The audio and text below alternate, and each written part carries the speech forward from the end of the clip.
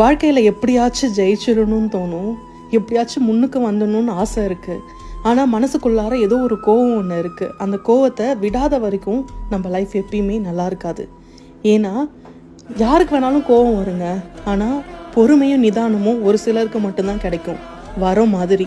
அந்த பொறுமை இருந்துருச்சு அப்படின்னா நம்ம நினச்சது எல்லாத்தையுமே நம்ம கைக்குள்ளே கொண்டு வந்துடலாம். கோவம் ரொம்ப அதிகமாக இருக்கிற இடத்துல நம்மளால் நிம்மதியாக வாழவும் முடியாது, எதை பற்றியும் யோசிக்கவும் முடியாது. அந்த கோவத்தை விட்டுடுங்க. அது உங்கள் மேலே இருந்தாலும் சரி, யார் மேலே இருந்தாலும் சரி. பின்னாடி பேசுகிற எல்லாருக்குமே பதில் சொல்லிட்டு இருக்க அவசியம் நமக்கு கிடையாது. ஏன்னா நம்ம முன்னாடி பார்த்து போயிட்டே இருக்கோங்க, அதனால தான் அவங்க பின்னாடி பேசிகிட்டு இருக்காங்க.